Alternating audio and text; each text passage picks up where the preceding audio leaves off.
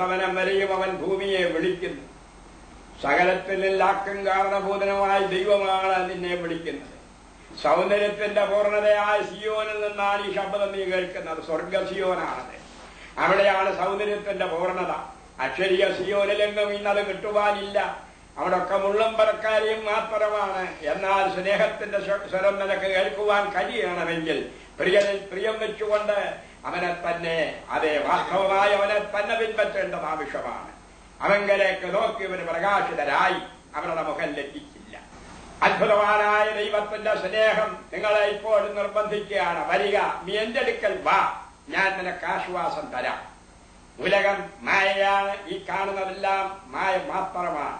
നിത്യമായ ഒന്നിനു വേണ്ടി നിത്യനായ ദൈവത്തിന്റെ പുത്രൻ, അതെ, വളരെയേറെ വേദന അനുഭവിച്ചുകൊണ്ട് നിത്യജീവൻ എന്ന വിലപ്പെട്ട വാഗ്ദത്തം നിനക്ക് തരേണ്ടെന്നതിന്,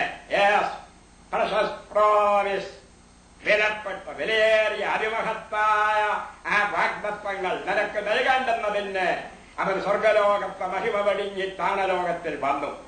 ദൈവകുമാരന്റെ അടിപ്പടലുകളാൽ നിനക്ക് സൗഖ്യം കിട്ടിയിരിക്കുകയാണ്.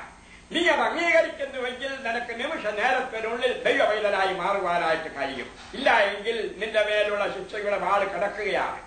ആ ശിക്ഷാവിധിയുടെ വാൾ നിന്റെ മേൽ തന്നെ കിടക്കുകയാണ്. അത് മാറണമെങ്കിൽ, അത് നിന്നിൽ നിന്ന് നീങ്ങണമെങ്കിൽ, അതെ, അവൻ അതിനു വേണ്ടി വന്നവനാണെന്ന് നീ അംഗീകരിച്ചേ മതിയാവൂ. നിനക്ക് വേണ്ടി സ്വർഗലോകത്തെ മഹിമ വെടിഞ്ഞ് ന്യായപ്രമാണത്തിന് കഴിയാഞ്ഞതിനെ സാധിപ്പാനാണ് ദൈവം തന്റെ പുത്രനെ ഈ ഭൂതലത്തിലേക്ക് അയച്ചത്.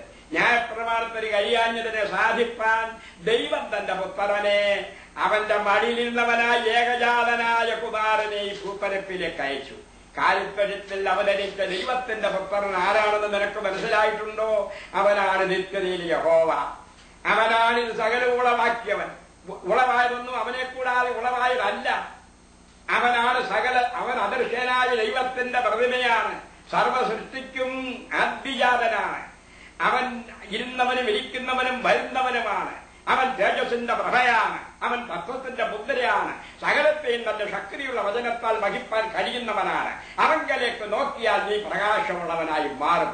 നിമിഷ നേരത്തിനുള്ളിൽ നിന്റെ അന്ധകാരം, നിന്റെ ഹൃദയത്തെ അലട്ടിക്കൊണ്ടിരിക്കുന്ന അന്ധകാര ശക്തികൾ മാറണമെന്ന് വരികിൽ ലോകത്തിന്റെ വെളിച്ചമായി ഈ യേശുവിനെ നീ ഹൃദയത്തിൽ അംഗീകരിച്ചേ മതിയാകും.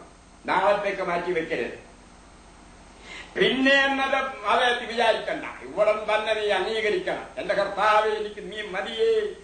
എന്റെ പാപത്തിനുള്ള ശിക്ഷ, അതെ, ആ വലിയ ദണ്ഡനം, അവനാണത് വഹിച്ചത്. അവന്റെ അടിപ്പിടലുകളാലാണ് നീ സൗഖ്യം ഉള്ളവനായിരിക്കുന്നത്. അത് അംഗീകരിച്ചേ മതിയാവും. യാതൊരു തരത്തിലും അതിന് മാറ്റമില്ല. അധ്വാനിക്കും ഭാരപ്പെട്ടും ഭൂപ്പരപ്പിൽ കടന്നുഴലുന്നവനായ നീ ദൈവത്തെ വാസ്തവമായി കാണുമെങ്കിൽ നീ ഒരു പ്രതിമയെ നമസ്കരിക്കുകയല്ല, കണ്ട കല്ലിനെയും മണ്ണിനെയും അല്ല നീ സേവിക്കേണ്ടത്. അങ്ങനെ ഒരു കാര്യം ദൈവം ഇഷ്ടമല്ലത്. ഞാനല്ലാതെ എന്റെ ദൈവം നിങ്ങൾക്കുണ്ടാകരുത്. ഞാനല്ലാതെ എന്റെ ദൈവങ്ങൾ നിങ്ങൾക്കുണ്ടാകരുത്. ആകാശത്തിന്റെ കീഴിൽ ഭൂമിക്ക് മുകളിൽ ഒന്നിന്റെയും പ്രതിമ വെച്ച് നീ ആരാധിക്കരുത്. അങ്ങനെ ആരാധിക്കുന്നവൻ ദൈവത്തെ അംഗീകരിക്കുന്നില്ല. ദൈവത്തെ നീ കണ്ടിട്ടുണ്ടോ? ദൈവത്തെ ആർക്കെങ്കിലും കണ്ട് ഇവനോടിരിക്കാൻ കഴിയുമോ?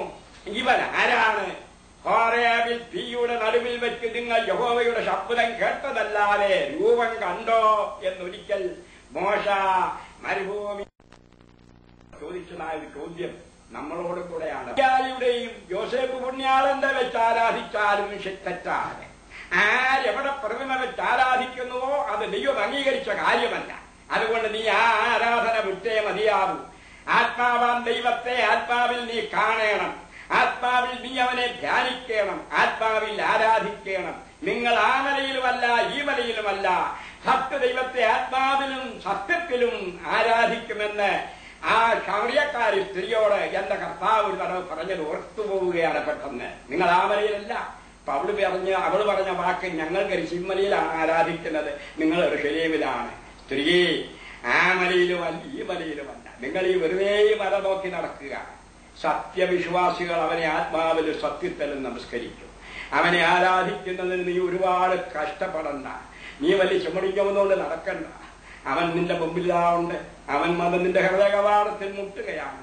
എന്റെ മകനെ, എന്റെ മകളെ, നിന്റെ ഹൃദയം ഇരിക്കതാ, ഞാൻ നിന്നിൽ വസിക്കട്ടെ, ഞാൻ നിന്നിൽ വസിക്കട്ടെ. നിന്റെ അഷ്ടാഹങ്കാരങ്ങളുള്ള ഹൃദയമല്ലാതിനേക്കാളും കപടവും വിഷമവും നിറഞ്ഞതാണ്. ഈ കാവട്ടിൽ നിറഞ്ഞ ഹൃദയത്തില് യേശു വസിപ്പാൻ നീ അനുവദിച്ചാൽ നിന്റെ ജീവിതം ധന്യമായി. അവന്റെ രക്തത്താൽ നീ ശുദ്ധീകരണം പ്രാപിക്കുന്ന സമയത്ത്, അതേ ശരിയായൊരു വീട്ടിങ്ങനെ നീക്കുണ്ടാകുമ്പോൾ അത് കെടുന്ന ബീജമല്ല, കെടാത്തതിനാൽ ജീവനുള്ളത് നിലനിൽക്കുന്നതുമായ ദൈവവചനത്താൽ ജനിക്കേണ്ടത് ആവശ്യമാണ്.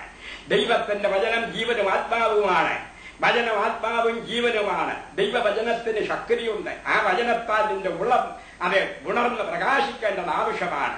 നീ ജീവന്റെ ഉറവിടമായ യേശുവിന്റെ ആ വലിയ കഷ്ടമരണങ്ങളെ നീ ധ്യാനിക്കുമ്പോൾ, അവന്റെ മുമ്പിൽ നിന്റെ ഒന്നുമില്ലായ്മയെ നീ അറിയിക്കുമ്പോൾ, ഞാൻ കഠിനപാപിയാണ്, ഞാൻ കുറ്റക്കാരനാണ് എന്ന് നീ സമ്മതിക്കുമെങ്കിൽ, സമ്മതിച്ചാലേ ഒക്കൂ. നിന്റെ പേരിൽ പല കുറ്റങ്ങളാണ്. വ്യഭിചാരം പാടില്ല, വ്യഭിചാര ചിന്ത പോലും പാടില്ല. നോക്കി മോഹിക്കുന്നവൻ വ്യഭിചാരം ചെയ്തു പോയി എന്ന് പറയുന്ന സ്ഥിതിക്ക് നീ എന്തും വേണ്ടി കുഴപ്പങ്ങളാണ് ദിവസം വരെ ഉണ്ടാക്കി വെക്കുന്നത്. നിന്റെ വാക്കുകളിൽ പാപം പാടില്ല. കാരണം സഹോദരനെ, മൂഢ എന്ന് പറയുകയോ നിസാരം എന്നുവോ ചെയ്യുന്നവന്റെ വാക്കിന് ന്യായവിധി ഉണ്ടെന്നാണ്. വാക്കിന് ന്യായവിധി ഉണ്ട്. അങ്ങനെയെങ്കിൽ നമുക്ക് എവിടെയാണ് രക്ഷപ്പെടാൻ കഴിയുക? നാം മുതൽ മുടി വരെ വളരെ കുറ്റമുള്ളവരാണ്. നാം കുറ്റക്കാർ തന്നെയാണ്. അകൃത്യത്തിൽ ആകൃതിപ്പെട്ടവരാണ്. പാപത്തിൽ നമ്മ ഗർഭം ധരിച്ചിരിക്കുകയാണ്. അതേ മത്സ്യമെടുത്ത കൈകൊണ്ട് സെന്റെടുത്താലും സെന്റിലും മനുഷ്യൻ നാറും. അതുകൊണ്ട് മത്സ്യമെടുത്ത കയ്യെ ഈ അശുദ്ധമായ ഹൃദയം ഒന്ന് കഴുകപ്പെട്ടെങ്കിൽ മാത്രമേ ഒക്കുള്ളൂ. അത് യേശുവിന്റെ രക്തത്താൽ അല്ലാതെ കഴുകലിന് മറ്റ് യാതൊന്നും പറഞ്ഞിട്ടില്ല. അവന്റെ രക്തം സകലപാപവും നോക്കി നമ്മെ ശുദ്ധീകരിക്കുന്ന രക്തമാണ്. ഈ വിലപ്പെട്ട രക്തം, ഹാബേലിന്റെ രക്തത്തെക്കാൾ ഗുണകരമായി സംസാരിച്ചുകൊണ്ടിരിക്കുന്ന മുന്യാക രക്തം, അവന്റെ വിലപ്പെട്ട രക്തം. അവൻ സ്വന്തം തോളിന്മേൽ തലയായിട്ട് പ്രാണനെ വിട്ടുകൊണ്ട് അവൻ പറഞ്ഞ വാക്ക് നീ ഓർമ്മിക്കണം. പിതാവേ, ഞാൻ സകലവും നിവർത്തിച്ചിരിക്കുന്നു. അവൻ നിവർത്തിയാക്കിയ രക്ഷ, ആരാധ്യ സന്തതിക്ക് സൗജന്യമായി പ്രദാനം ചെയ്തിരിക്കുന്ന രക്ഷ, ദാനമായ രക്ഷ ദാനമാണ്. നീ അതിനുവേണ്ടി ഒറ്റ കാശ് കൊടുക്കണ്ട. അത് 6 മണി നേരത്ത് വന്നവനും 11 മണി നേരത്തും വന്നവനും കൂലി ഒന്നാതെ രക്ഷയെന്ന വെള്ളിക്കാശാണ്. എന്നാൽ പ്രതിഫലം വേറെ. അത് നിന്റെ പ്രവർത്തനത്തിന്റെ വലിയ കാര്യങ്ങളോ നിനക്ക് വലിപ്പങ്ങളൊന്നും പറയാനൊക്കാത്ത തരത്തിൽ നിന്നെ ഏൽപ്പിച്ച താരന് നീ വ്യാപരിപ്പിക്കുന്നുവെങ്കിൽ നിനക്ക് നിശ്ചയമായിട്ട് പ്രതിഫലം ഉണ്ട്, നിശ്ചയമാണ്. താരന്റെ ഒഴിക്കിടുന്നവന് യാതൊരു ഗുണവും വരിയില്ല. താരന്റെ പ്രയോജനപ്പെടുത്തുക ആവശ്യമാണ്. ജീവിതത്തിലേക്ക് സർവപ്രധാനമായ ഒന്ന് ഒരുത്തൊരു ദൈവം കൊടുക്കുന്ന കൃപാവരങ്ങൾ ജ്വലിപ്പിക്കുക എന്നുള്ളതാണ്. അതാണ് ജീവിതത്തിന്റെ വലിയ വലിയ ഭാഗ്യമായിരിക്കുന്നത്. ഏത് തൊഴിലിലും അതെപ്പോഴും അതിനൊരു മഹാത്മ്യമുണ്ട്. ദൈവത്തിന്റെ കൃപകൾ അനുഭവിക്കുന്ന ദൈവമക്കൾ അതേ തങ്ങൾ അടങ്ങിയിരിക്കാൻ പാടില്ല. നിവൃത്തിയോടത്തോളം തങ്ങളുടെ അതേ ഭാവമുണ്ട് അവനെ സ്തുതിക്കുക മാത്രമല്ല, സ്നേഹത്തോടുകൂടി മറ്റൊരാളെ കർത്താവിലേക്ക് അടുപ്പിക്കുകയും ചെയ്യണം. ഇതാണ് നമ്മുടെ ജീവിതത്തിന്റെ ഭാഗ്യം. ആമേൻ. ഉലകം മായ. ഈ സന്ദർഭത്തില് എന്റെ വാക്കുകൾ നിർത്തട്ടെ. ഉച്ചയായ സമയത്ത് വയസ്സെന്ന കാലത്ത് 81 വയസ്സുകാരന് പറഞ്ഞിരിക്കാൻ ഒക്കുന്നില്ല. പ്രസംഗം ഭാവിച്ച ഇനി ഞാൻ 3 മണിക്കൂറുള്ള പ്രസംഗിക്കാൻ ദൈവം നമ്മെ അനുഗ്രഹിക്കുവാനാകട്ടെ.